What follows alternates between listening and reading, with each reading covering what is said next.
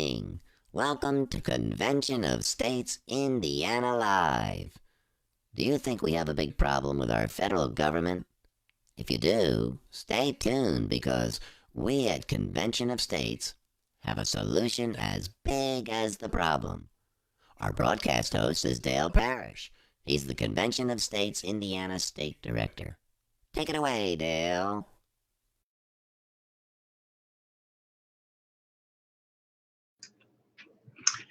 Well, thank you, Maringo Mike, for that introduction. And as Maringo Mike said, my name's Dale Parrish. I'm the State Director for Convention of States here in Indiana. And I want to welcome you to our broadcast this evening. We have a great broadcast as usual. We have tonight in our discussion period, we have Debbie Stewart, our Convention of States volunteer, that will be presenting another chapter in our constitutional literacy program. And tonight's chapter happens to be about presidential powers. So this ought to be very, very interesting. So we'll be bringing Debbie on very shortly here. Now, in addition then, time permitting, of course, once we complete Debbie's segment, we'll get into some general information about Convention of States here in Indiana, some resources that we have available to us. I'll give you some updated numbers on how we're doing here in the state of Indiana. And then we'll get into the basics of Convention of States. These are of course, the tenets, the three tenets that guide our movement, not only here in Indiana, but nationally. So we'll get into those. Then I want to try and recognize everyone that has joined us this evening and viewing. And if you are one of those individuals, I encourage you to make a comment. Give us a comment on, or a suggestion if you want to make that a suggestion on how we can improve our broadcast. But feel free to make comments. Keep them short. My ability to flash those comments up on the screen here, which I will try and do. I'm very limited so as to how many characters we can accommodate. So please make the comments very short, but please feel free to make comments. We like to see those. Then we'll wrap things up as we normally do and say goodnight to everyone. So that's what we've got planned for this evening. Now, I do want to make mention that this is my standard warning that in the event that your screen might freeze up on you this evening or go blank, just understand that we've encountered a technical difficulty. Don't wait around because it just takes too long for us to get everything back up and going again. So if that does happen, then just plan on joining us again next Monday evening and at 7 o'clock. And I'll tell you a little bit more later on about what that broadcast is going to be about. So, but as I said, don't hang around and just join us again next Monday evening at 7 o'clock. All right. Well, I think I would like to then bring Debbie on, and we'll get started with our chapter on constitutional literacy this evening. Let's bring Debbie up here. Hi, Debbie. Hi, Dale. Hi. Thank you for joining us again tonight. You bet. And Debbie, been looking forward to this one since our president seems to be in the spotlight so frequently. So I think normal presidential powers. I think this is a good topic for us to talk about this evening. So take it away. Okay, great. So this chapter is on the powers of the president. So we're going to be talking about the executive branch. And before we get into the actual material, I just want to, I'm looking at Michael Ferris's constitutional literacy book. And just some objectives we're going to cover this episode is we really want to take a look at how Congress has ceded their power to the president and why that's happening. We want to talk about some dangerous effects of executive orders and administrative regulations, as opposed to the constitutional way, which is legislating through Congress. We want to talk about the methods that the president uses to bypass Congress for international treaties. And then we also want to talk about the role of the Supreme Court in all this, because we do have the separation of those three branches, those three powers, and how all that works together. Okay. All right. So before we get started, though, I just want to run over what an executive order is. An executive order is a rule that's issued by the president that has the force of law, but it's not been legislated through Congress. Okay. And we've had executive orders all the way from our first presidents in the early years, all the way up until now. And we're going to talk about what's been happening, what's the general process been, or the trend these days, we'll call it, of presidents using this. And then we also have executive agreements, and those are really just international treaties. But constitutionally, the president, in order to get a treaty passed, he is supposed to have the Senate ratify it. And what we're running into with executive agreements is he's not having the Senate ratify them. So he's just signing the treaty, and it becomes as a real treaty, but it never was ratified by the Senate. And that was a check of power we had in there. So we're no longer using that very often at all. Okay. All right. Okay.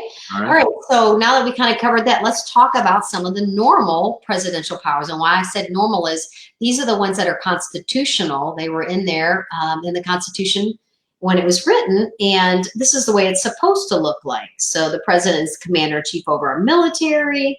Some of the things are he can grant pardons, he can make treaties, but only with the advice and consent of the Senate. He has the power to appoint senior officers and judges. And with the advice and consent of the Senate, we still do that.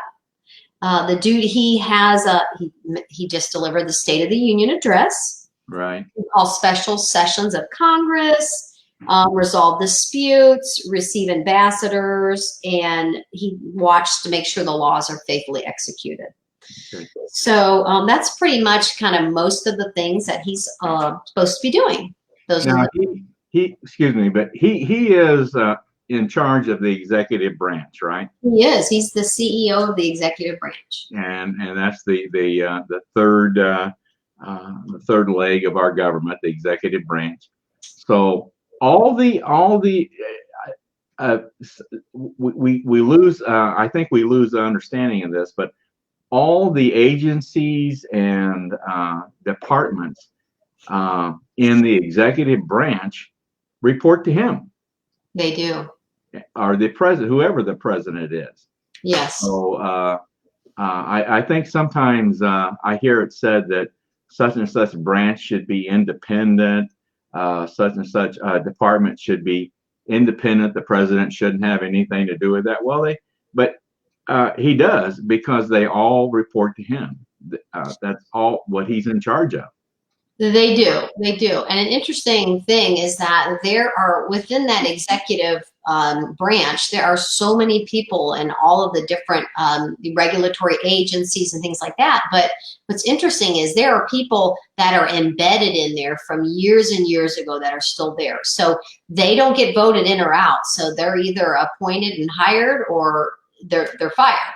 So they can stay in there for 15, 20, 30 years if they want. So there's people in there from President Obama that are in there. So it's not always easy doing some of the things in there, because not everybody is for that president that happens to be president at the time. And we did a PowerPoint presentation some years ago on the administrative state. Mm-hmm. And it's unbelievable, really, the thousands and thousands of employees that are involved in these agencies and departments, and it's really quite amazing.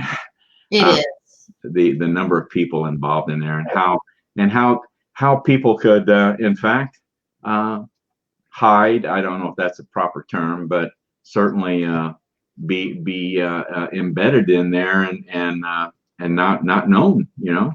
Absolutely.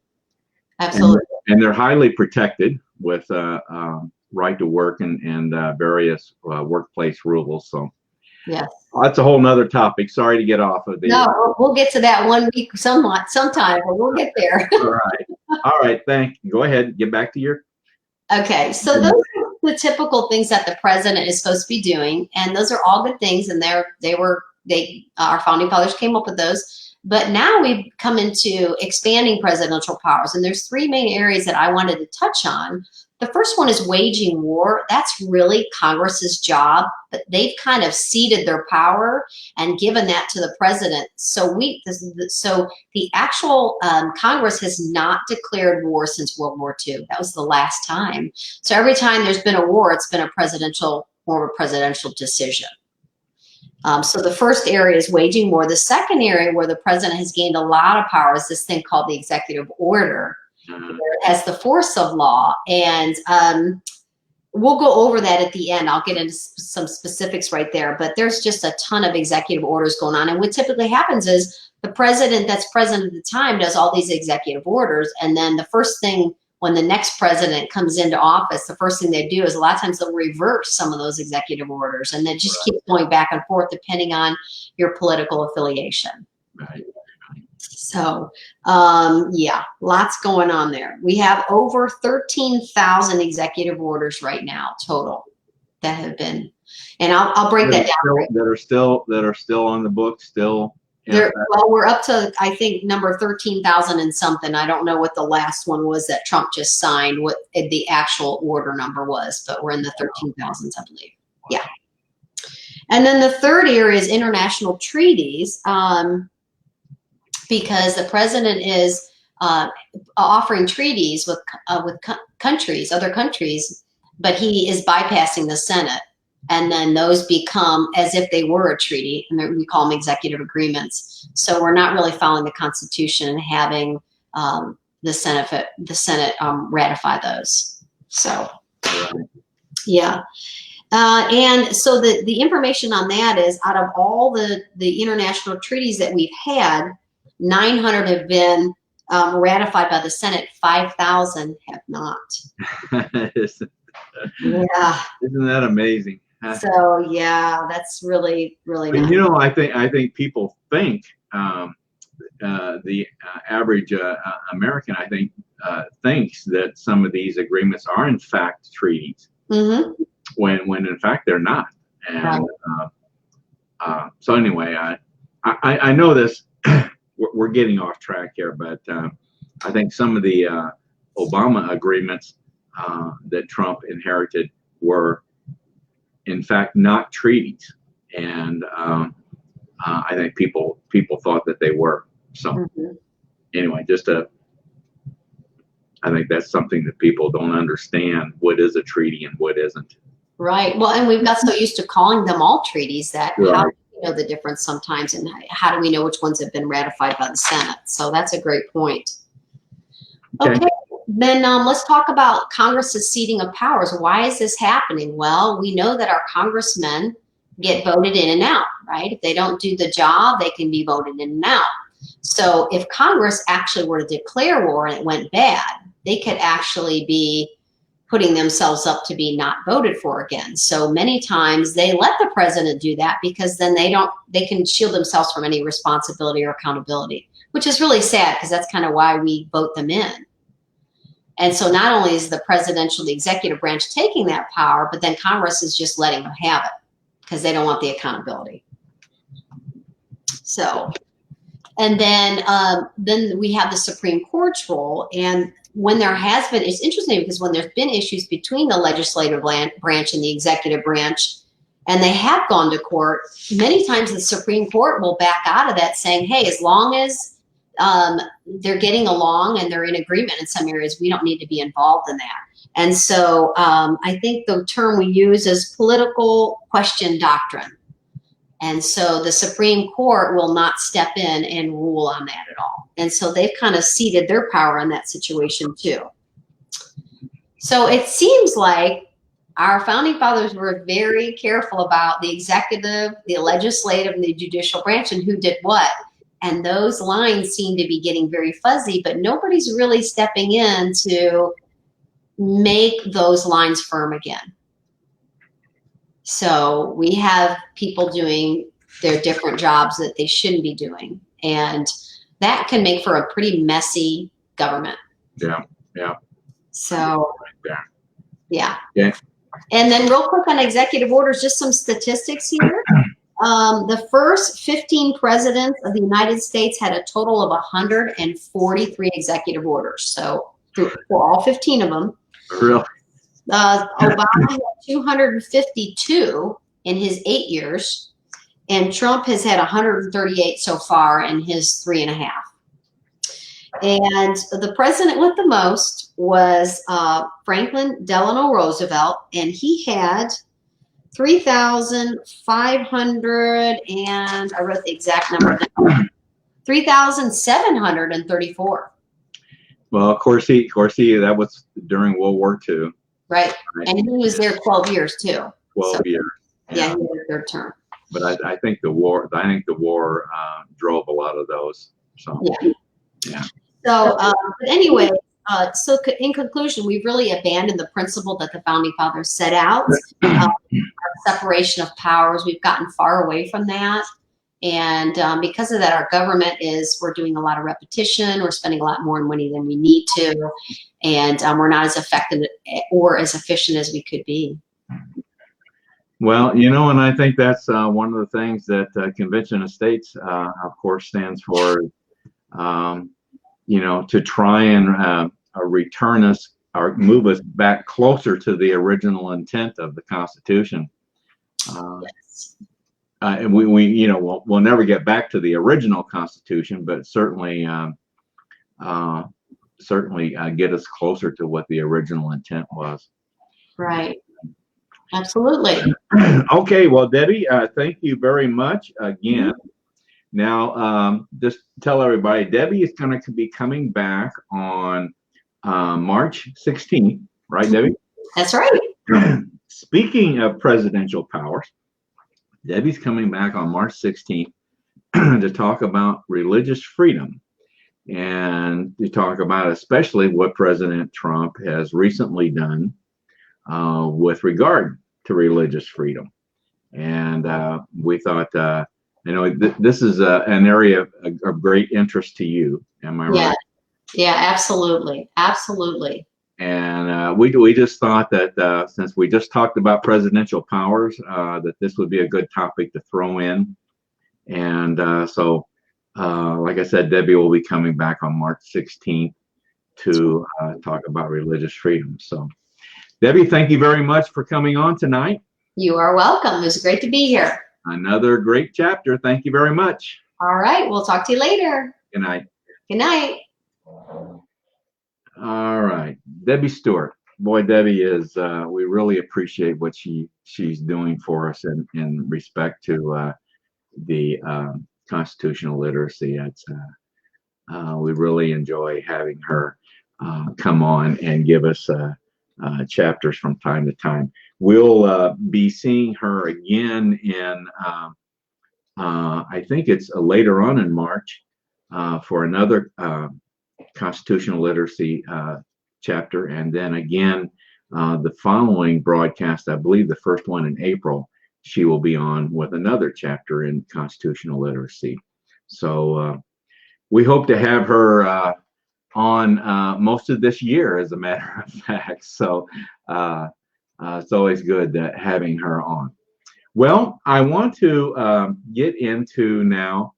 I'm going to go ahead and go through most of this. I may kind of skim through this, but let me bring up my PowerPoint presentation so we can get into, so that you can better see the PowerPoint slides. And in order for me to do that, I have to initiate. There we go. And hopefully you can see that a little bit better now. Let's talk about resources that we have available to us here in Indiana. First of all is our conventionofstates.com national website. Now this, as I said, this is a national website jammed packed with information for everyone.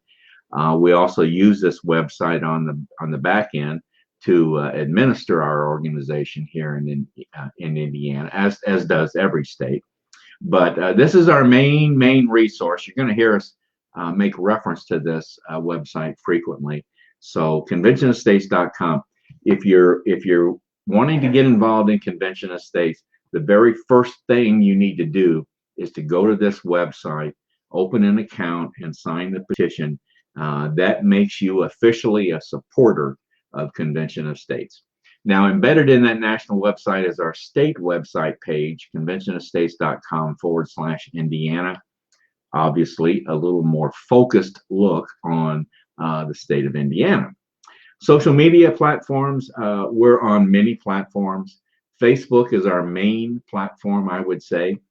As a matter of fact, our broadcast this evening is coming to you through our state Facebook page, Convention of States Indiana.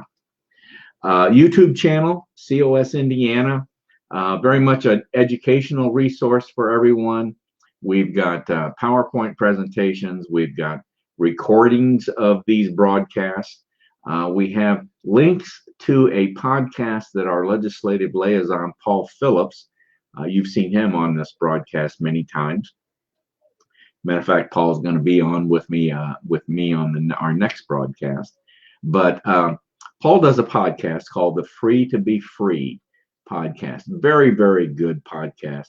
We use his podcast frequently as resource material for our broadcast. So we have links to all of his podcasts on our YouTube channel. So check out the YouTube channel. Be sure to subscribe, and so you can get notified of any updates or additional items that we put on there. We're on Twitter, hashtag COS Indiana, Instagram, Convention of States Indiana, LinkedIn, and we're on other social media platforms. So if you're a social media type person, you shouldn't have any problem finding us out there on social media. So let me give you some quick numbers. In 2019, we surpassed 41,000 supporters here in the state of Indiana. Our goal for 2020 is 52,000. We're off to a very, very good start here. As a matter of fact, we're going to be conducting our monthly state conference call for all the leaders here in Indiana. We're going to be doing that this Wednesday evening. And I just got the report that we had almost, I believe, 1,400 new supporters come on board in just the month of February. So we're off to a very, very good start. So looking forward to presenting that information. About 2,900 volunteers. We have about 40 people in leadership positions. Now, this is very important. If you want to get involved in Convention of States and you want to come on board and help us, this is where you go. Go to conventionofstates.com, that national website. Click on the menu selection, take action. Go down to where it says become a leader. Look at the different leadership positions that we have available, and read about it. If there's one of interest to you, read it, open it up, read about it some more. If you're really interested, go ahead and make application for it. You're not obligated in any way. Don't worry about that. But what your application does is then your name comes up on a report that I see every day, as well as a few others. And one of us then will be in contact with you to further discuss your interest in that particular position. Once again, you're not obligated in any way, but that would be a great first step for you to get more involved in Convention of States. All right, I want to get into the basics. I'm going to skim over these pretty quick, a little shorter version, okay, than what we normally do, since our time is becoming very limited here. But the three tenets are the three basics of Convention of States: the problem, the solution, and the plan. The problem is that we believe there's some structural issues not being addressed by our government. Our federal government lacks the will and courage to address some of these things. And we define this into 3 abuses by the federal government. First is our national debt, over 23 trillion, unfunded liabilities over 200 trillion, regulatory crisis, the administrative state's the 4th branch of government, and last is state sovereignty. We believe that the concept of dual federalism has tilted much more in the favor of our federal government, and we think the career politician plays a big role in this. So we want to see term limits in this area. What's our solution? Our solution is right in Article 5 of our Constitution. Article 5 describes 2 ways to amend the Constitution, and we'll real quickly go through each method here, but this is what we're all about, folks. We're not making this up. This is right in Article 5 of the Constitution. The first method is where 2/3 of Congress proposes amendments to be ratified by 3/4 of the states, that's 38 states, in order for any of those proposed amendments to become amendments to the Constitution. Well, there's a second method there in Article 5, and that's where 2/3 of the state legislatures call for a convention of states for the purpose of proposing amendments. Any proposed amendments would also have to go through the same ratification process as in the first method. And obviously, we want to see amendments proposed that would address the 3 abuses that we described in the problem area. So that's what we're all about. We want to see this convention of states happen. Our plan is 2 parts. We have an application, the actual application that we want to get 34 states to pass. Takes 34 states to get this done, to call for the convention. And in that application, 3 areas are addressed in the subject matter of the application: fiscal restraints, limiting the power and jurisdiction of the federal government, and term limits. Those are the areas that we want the convention to address as far as proposing amendments. And those, of course, will address the 3 abuses we described in the problem area. The second part of our plan is mobilizing the grassroots. And that's, when we say grassroots, I'm talking about you and me and our state legislators. We are the people that are going to make this happen. Now, as I said, we need 34 states to make this happen. We have 15 that have signed on to this now. So far, Indiana is one of those states. We were the 6th state to pass this resolution or application. So we need to get some more states on board. Now, we're on the legislative agenda in all 50 states now. So our momentum is really growing here. We really look for 2020 to be a big year as far as more states passing this resolution, and looking for big things here in 2020. So if you're interested in getting involved, now's the time to do it. It's always the right time to do it, I should say. So we would love to have your involvement and look forward to seeing you and working with you. Okay, let's get back now to there I am. I want to see who has come on this evening, and I see that's Jerry Rowe has tuned in. Jerry's one of our leaders here in Indiana. He's a systems information analyst, and Jerry's a regular viewer of our broadcast this evening. So thanks for coming on tonight, Jerry. Always glad to have you with us tonight. This is a new individual, June Lamb. I'm not sure what June meant by her comment. They are conflicts, but I'm sure I appreciate your tuning in tonight, June. Thank you for joining us, and hope to see you again at another broadcast in the future. And one of our newer leaders here in the state of Indiana, Susan Lyon, is on board and watching this evening.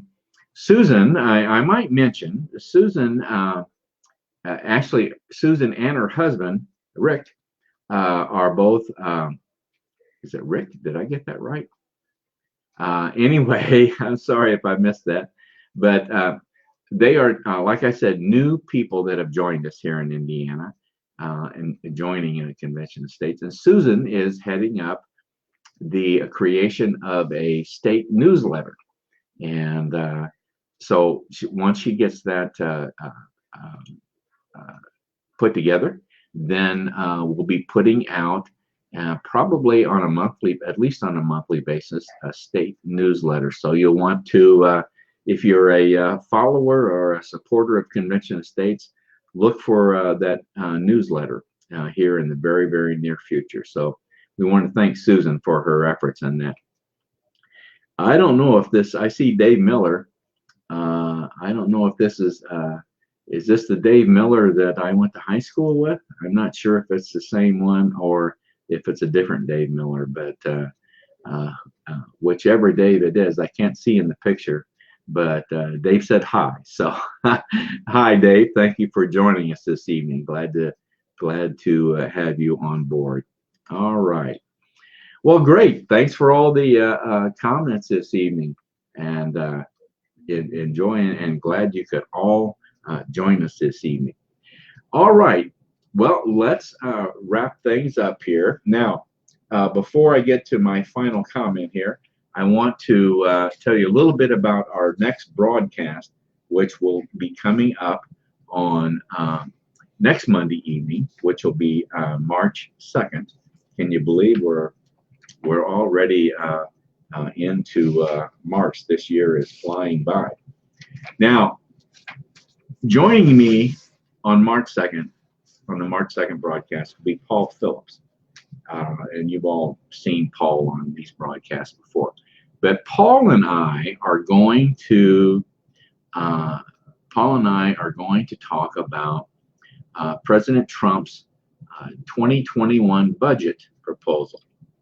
Now, as you know, Convention of States, one of our main things, as I explained in the basics, one of the abuses that we've identified is, of course, our national debt. And we want to see some things happen with regard to controlling that. Well, I noticed in the initial report I saw on regarding President Trump's budget 2021 was an amount that was indicated as national debt reduction. So that really caught my attention. Now, you know, we all know that presidential budgets of this nature don't go very far. They're generally kind of have some very assumptions that aren't realistic. But that really caught my eye since the national debt, of course, is one of the areas that we're concerned about so much in Convention of States. So Paul and I are going to do a little analysis of the president's budget proposal on our March 2nd broadcast. So hopefully you look forward to joining us that evening, next Monday evening for that broadcast. All right, let's wrap things up here. And I always like to wrap it up with my favorite quote from our president, Mark Meckler. And his quote is that there's a fundamental question facing our country today. And it's not what should we do. The fundamental question is who will decide. Yes, the question facing us is a two-word question. Very simply, who decides?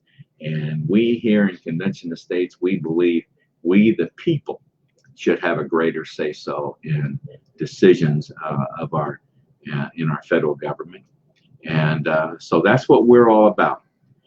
And I want to say one more time, if you're interested in getting involved in Convention of States and getting with us in our movement, becoming part of the movement and joining us here in the state of Indiana, or whatever state that you might be residing in, we certainly would love to have your involvement. You know, we're still early in the year 2020, if you had a New Year's resolution to get more involved in your local government or your state government or your federal government, and you had an interest in joining Convention of States, now's the time to do it. Go to our national website, conventionofstates.com, and take that step and get involved.